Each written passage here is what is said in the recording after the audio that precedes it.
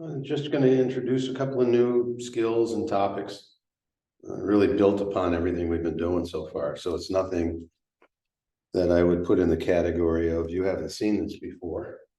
You haven't worked with this before, but the concepts that we're going to be looking at and the skills are certainly tangential to what we've been doing.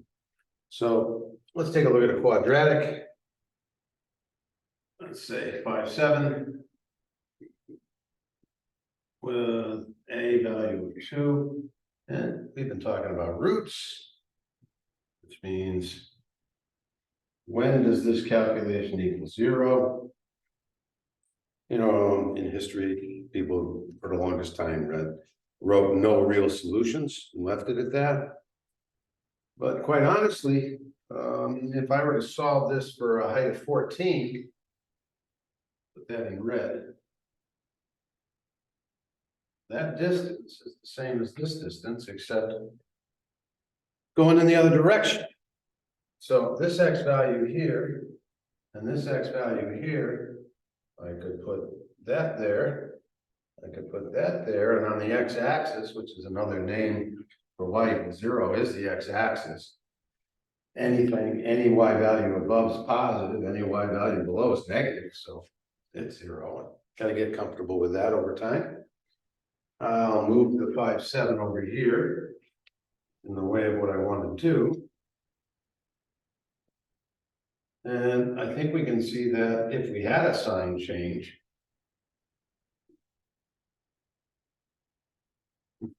then the magnitude of our answer is going to be the same. So let's solve this now, and this is what we've been trying to get you to see in the first week. How to write quickly. Well, you got to measure it from someplace, right?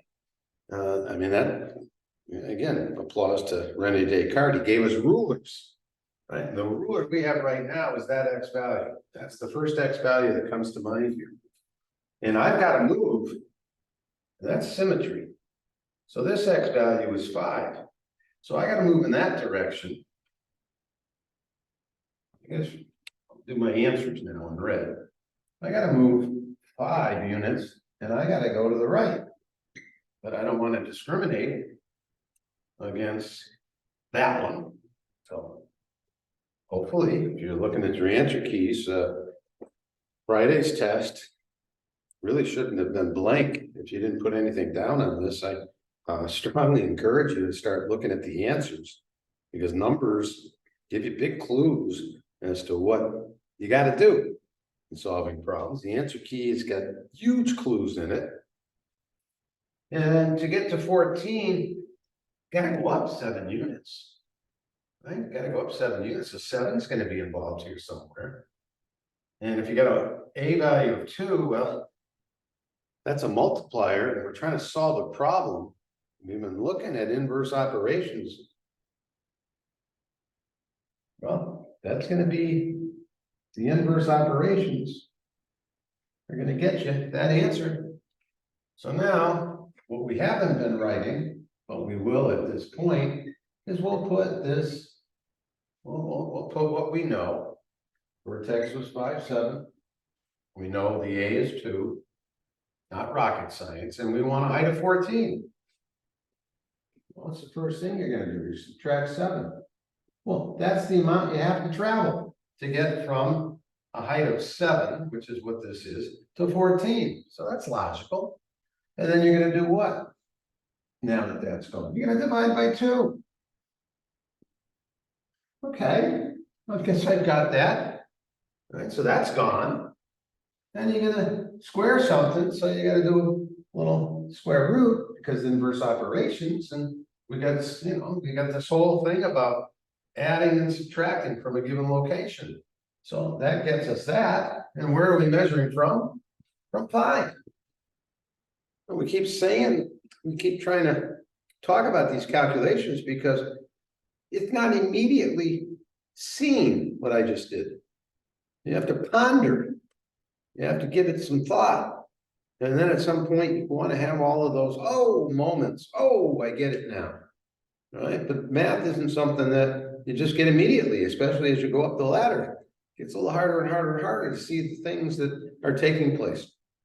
So hopefully that's just one more rep. And one more rep might get you the woo moment. Maybe it doesn't. Maybe tomorrow doing it again, you have the woo moments, right? But we're after those. So the issue is, how do we get a sign change? How do we, think about this? Well, a lot of things have evolved since what the answers I'm about to show you happened in the 1600s. And people called them imaginary numbers. A lot of mathematicians think that that's a poor name. And an axis comes out from the wall, the imaginary axis. And that probably predated somebody seeing this.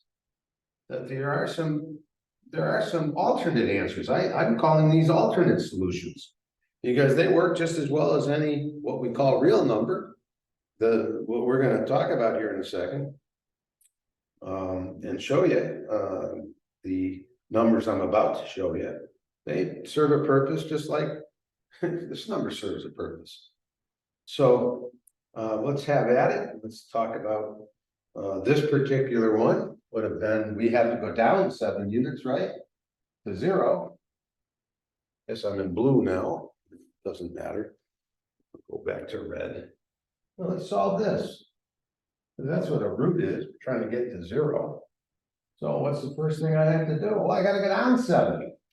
I'm here. I'm trying to go here. That makes sense. Still divided by 2. Everything else is the same right now, so might as well write it. 5 plus or minus the square root of minus 7/2. The only thing that's different is we're going to take this minus sign and put it out here and use that symbol. And we call that an imaginary number. Because of how it came to us historically. But it serves a purpose. Now, what does this thing mean? Where does it come from? Well, we need a product that gives us, this is squaring is a product, right? Something times something. We need a product that produces that sign change, -1. And what we've learned thus far is we have a name for that side length. By this stage of the term, you should be able to say, oh yeah, that's a square root. So that's the square root of -1. Which means the square root of -1 times the square root of -1 by definition gives us -1. Okay. All right. Right, so we're squaring. Operations cancel, there's your -1. A number times itself. Oh, I got a good little ink on the old hand that time. Okay. So mathematicians have decided to give this its own symbol. And that's where the I comes from. All right, so this becomes square root of -1 times -1, -1, and I times I gets you -1. So therefore, we now have defined I squared to be -1. Just symbolic notation. So over here, let's look at another property of square roots we've been looking at. We've been looking at the square root of 6 could have been written as the square root of 2 times the square root of 3. And so therefore, the square root of -5 could be written as the square root of 5 times the square root of -1. And another name for the square root of -1 is I. So that's why if you see a negative sign, you erase it and you write I after the square root. Now let's see how that works. Let's see how that solves this equation at least one time. Let's check our answers. And hopefully you get a little better understanding of inverse relationships. So we're not going to go to 14. No. We're going to say, when does this hit a height of 0? We already have our answer. So we're going to check it. And it's 5 plus or minus the square root of 7/2 I. And the original is -5. Okay, so there's our answers. Plugging it into the original equation, plus 7. And let's see what we get when we do this work. Well, minus 5 doesn't get us there. So putting a 5 here gets rid of that. Okay, squaring plus or minus gets us a positive. Squaring a square root gets you what's inside, but squaring I has to be shown. So there it is. Now, what is I squared? -1. So positive 7/2 now becomes minus 7/2. I'm going to double that, and I'm going to add 7. Sure looks like I got a couple of inverse operations. The multiplication and division I don't have to do, and the subtraction and the addition I don't have to do. And lo and behold, there's our 0. Not many new things in there. It's just hearing I squared equals -1, seeing where it comes from. Mathematicians is calling it I. It's easier to work with, easier symbol to work with. And there are a few skills that come with working with I. And I'm going to show you the 3 skills we'll be working with. That gives us 4 new problems, and you should be very happy about these 4 because most people get these right pretty quickly. Like, for instance, squaring 5 plus 2i. Right? And at this stage of the term, I hope you're looking at your answers to this, and you're seeing that the first term gets squared, the product is doubled, and 2 times 2 is +4, and I squared. Okay, so what does this do? It turns this into a like term, turns it into an integer. 25 plus 20i minus 4. Right, so I squared basically changes the sign of a coefficient. So final answer, 21 plus 20i. And I would think after practicing those a few times, you'll want those on your tests. A lot of success rate with that. Okay, another. I hear from students, this is on your SATs a lot. We have a 2 over 5 plus 3i. And mathematicians really don't like the way that looks. And here's the reason why. We'll work with the number 2 here. So we have I divided by 2. Okay, whatever I is, I'm looking at half of it. How about 2 divided by I? That's a little awkward. What do I do with it? Right, so mathematicians do not like, I guess historically, the letter I in the denominator. So, just like a verb in an English class, you conjugate this fraction by multiplying by 5 minus 3i. And numerator 5 minus 3i. What I really have now is 2 over 5 plus 3i times 1. Well, that's not going to change the size of the fraction, but this is going to change the way it looks. Nothing wrong with multiplying in the numerator. Everybody should know 10 minus 6i by now. If not, better haul yourself to math help every night and spend an hour there. All right. The denominator. A plus B, A minus B.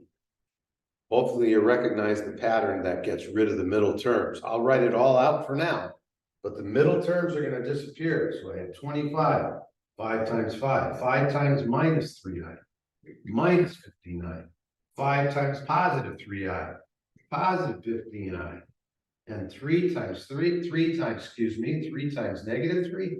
-9, and I times I squared. Okay, so how's this going to change? Well, obviously the middle terms disappear. And what did we say I squared did to the coefficient? Changes the sign. This is -1, which you're hearing today, and -1 times -9 makes +9 in the denominator. Right, so what's our final answer? 10 minus 6i all over 25 and 9, 34. And we should reduce this through factoring the numerator. You can take a 2 out of everything, and I'll show you why. 2 times 5 minus 3i over 2 times 17. Okay, So hopefully if you see even situation like this again, you just write 5 minus 3i over 17. Take 2 out of each term. Right, because we can get our cancellation. So, and there's one more skill. And then I'll put all 3 up. And the last skill sometimes takes people a while to learn. So we've got, let's see, we're working on 3 times x minus 4. Oh, I haven't shown you the last skill before I give you a little parting practice. All right, so let's say we have 5i to the 19. Well, sure would be nice to simplify that a little bit. And it turns out you can, because there's a way to build off of I squared. You can build off of this to get to 19. Well, the first thing I need is 9. And you've been practicing now for 2 weeks. That gets you 18. One more gets you 19. I squared, -1. -1 to the 9 takes practice, but we'll do it right now. 3, 4, 5, 6, 7, 8. I think that's 9. 1, 2, 3, 4, 5, 6, 7, 8, 9. All right, so negative, negative, negative, negative, negative, negative, negative, negative, negative. 1 negative, negative. 2 negatives, positive. 3 negatives, negative. 4 negatives, positive. 5 negatives, negative. 6 negatives, positive. 7 negatives, negative. 8 multiplications, positive. 9 multiplications, negative. Oh, we got 9. And there was clearly a pattern there that I hope you picked up on. All right, so that means that I'm here right now, and I know -1 9 times is -1. So I have 5 times -1 times I, and that's -5i. All right, so this could have been -5i, which is a little more simply written than that. And those are the 3 things we're going to practice. So I'll do them real quick for you. 2x minus 3 squared plus 11 equals 0. I'm going to do, what other ones was I going to do? I was going to do 5 plus 2i squared. I'll do that one. I'll do 4 over 7 minus 3i. And I'll do no, I better keep it positive. 9i to the 23rd. All right, so I'm just going to do it real quick. So that's -11 divided by 2, -11 divided by 2. I know I'm going to move that outside because that's going to get a square root with a plus minus, and I got a 3. Okay, so that's that amount. I've got 25. I'm going to double the product, so that's 10. So I make it 20 plus 4i squared. That's -4, so 21. I feel like I did the same problem again. 21 plus 20i. That's that one. I'm going to conjugate with 7 plus 3i. 7 plus 3i. So that's 28. That's 12i. I know the middle terms cancel, so I've got 49 minus 9i squared. I know that becomes +9, so that becomes 58. And you can divide everything by 2. Take care of that. This one here is 9i squared 11 times I, same situation we had before. I squared is -1. 11 times keeps it negative, and so -9i. And there's a little practice you'll be doing every day till December 15th. So it's a marathon, not a sprint. See you in class on Monday if you're watching it Sunday night, or this is hopefully a repeat of a lecture given in under 10 minutes in class.